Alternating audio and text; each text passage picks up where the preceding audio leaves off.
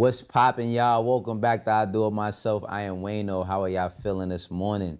If you like what it is that we do over here, you know what you got to do, man. You got to hit that sub button and you got to hit that like and run up that hype. Today, we are still covering the saga.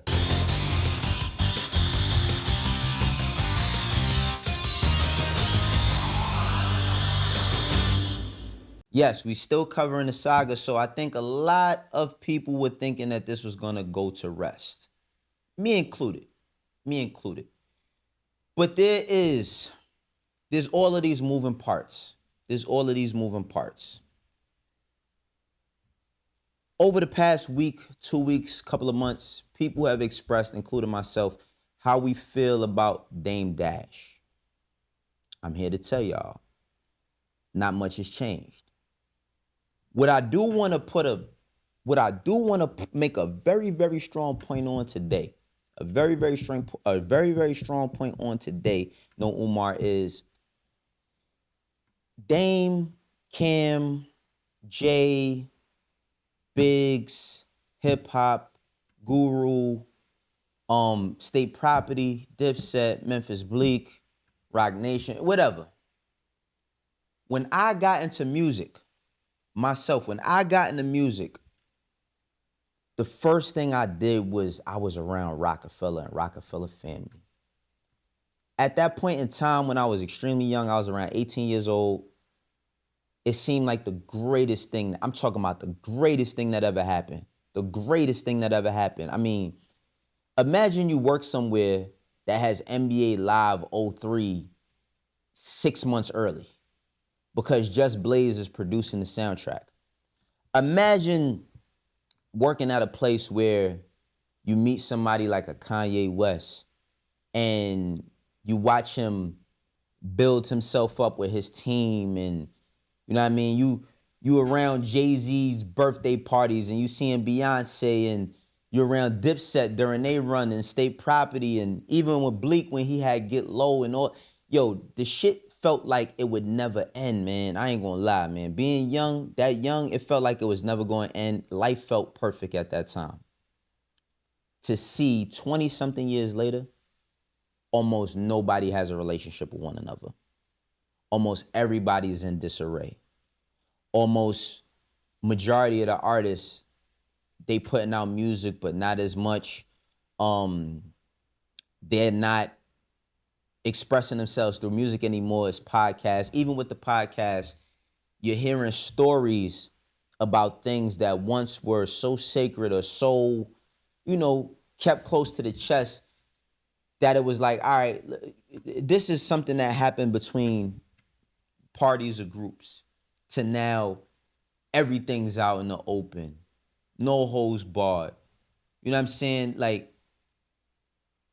how would that make y'all feel? Because I'm going to tell y'all how this shit make me feel. It makes me feel like the beginning of my career didn't matter. It really makes me feel like the beginning of my career didn't matter. Like I said, man, like I took so much pride. I took so much pride in coming from Rockefeller because at the time it was like the greatest thing. And just the notoriety I got growing up. I remember coming through, and my little bro, John, man, Jay Prezi, he'll tell y'all this, man. I remember coming through my block, having on a rock chain, or going to, I think I was at Kingdom or something, having on a rock chain. And my little bro is him, Didi, rest in peace to Didi. You know what I mean? Saying, yo, let me put that on for a second, and putting on a rock chain for them, you know what I mean? And letting them, you know what I mean? That mixed with me doing the work. Because that's a big part of it too, doing the work. Because people say, I've seen comments about, Wayno, you was a blunt roll. First of all, I don't smoke, so I don't even know how to roll a blunt. With all the experience and all the times I've seen them roll, I've never rolled a blunt in my life. Secondly, yeah, there was a point in time when I was an intern, I was going to get people's food. You know what I'm saying? I was going to Foot Locker to go get a pair of sneakers from the artist that they told me to go pick up. I was going to Barnes and Nobles to go get books for Jay-Z's book list. All of those things, and I grinded my way up to being in a position of an assistant A&R. You know what I'm saying? To working on albums, to having a say-so when I'm in the room, being such a young age. That shit that I see today really, really, really bothers me. And I hate, to see especially with Dame and Cam. You know what I mean? Like there's no excitement for them to go back and forth. I'm covering it because that's what I'm doing, but there's no excitement for me to see them go back and forth. I mean, I have a laugh or two here and there on both sides, but for the most part, man, like this shit bothers me because let me tell y'all, if y'all don't know, I was born in the Bronx. I moved to Harlem when I was 12. I lived in Harlem from the time I was 12 till I was 33 years old. My whole family is in Harlem. You know what I mean? I come from there. This is a place that gave me my backbone, the place that made me strong, the place that made me a man. And I see the people that I grew up looking up to, and they going at it. So it makes me say, like, damn, what the fuck? Like, for all the plans, and I got some plans for my town. I got some real serious plans for my town based on my resources and all the work I've been putting in over the years. It makes you question, like, damn, is it even worth it? You feel me? But I'm never gonna let anybody else's path stop me from being a good person and being the person I'm meant to be. Now, Cam has done, 2 episodes post, the Breakfast Club interview. And this is one of the things he had to say, and people were starting to say that this is what sparked off Dame going off on him with mentioning the family and all of that. Even though he said something prior, this is him just like, you know what I mean, saying the things. Well, they're saying that this is what caused the lawsuit because he hit Cameron with a $300 million defamation lawsuit. It's not Cam, it's a few other parties involved. But let's watch this clip from Cam. Boogie, Dame's son, lived with him for 5 years. He lived with him. When Dame, you ain't have nowhere for him to stay or whatever, I don't know what the situation is. I don't give a fuck what the situation is. If that man lets your son live with him for 5 years as a grown man, you should never have no problem with him. Not only that, Larry was paying you $5,000 a month to post weed on your page. That's a lot of money for you just to post some weed. So he gives you $50,000 for a movie, pay you for a year straight, $5,000 a month for weed, et cetera, et cetera, et cetera. Shit, when you wrong, bro. It ain't about nothing else but being wrong, my nigga. You can't admit when you're wrong. So for you trying to come at Larry, I just don't feel that's right. The man let your son live with him for 5 years. Bust this shit, son. The nigga Larry finally found a place for Boogie to live. Now, mind you, this isn't a little kid. Boogie's 24, 25, 26 at this time he's living there. Larry found a place for Boogie to live when he's getting on his own. Dame calls the nigga and says, yo, you know my son's an alcoholic. Why would you find an apartment with a bar in the lobby to let him live in there? Yo, Dame, how about come get your own fucking son? What the fuck? What the fuck are you talking about? The nigga, what are you talking about? Hey man, listen. You know who wins when the family feuds? The internet.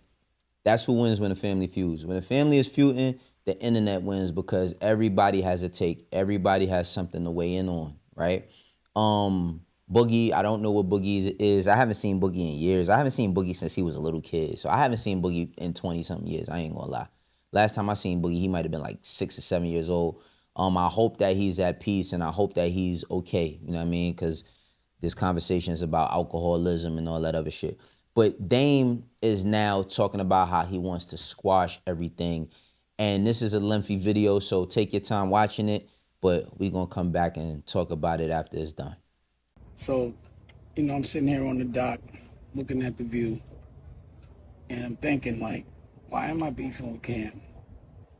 And the only reason why is because I just never got to talk to him. He publicly said he wasn't going to talk to me, but almost every OG from Harlem and everyone I respect is like, yo, cut this shit, it's embarrassing. So, Daniel spoke to Cam and we could resolve this. I just want to talk to him and it's over. And if you need to, because we can't publicly have us as black people beefing with each other. That's just what they want. They use us to tear each other down. They don't do it. We do it to ourselves, but they usually pay us to do it. And I'm not going to get caught up in that. So I'd prefer to squash this. I want to apologize to Harlem because I know this was embarrassing for Harlem. And I'm man enough, but the thing is, in Harlem, we deal with things different. It also comes with violence. And I can't be violent and I won't be violent. And I don't want any of my friends to be violent. My job is to keep them out of jail. So the only way I can deal with things is to keep certain things out of the algorithm is to answer as soon as somebody says something. And my version of violence is just lawsuits. If I could take it to the streets, I would, but we can't. And the Italian Godfather, part two, he killed his brother. The black Godfather don't kill his brother. He teaches his brother. So, again, if y'all want to sit down and work it out, I don't even want to be a part of that project that y'all doing. I don't really understand what it is.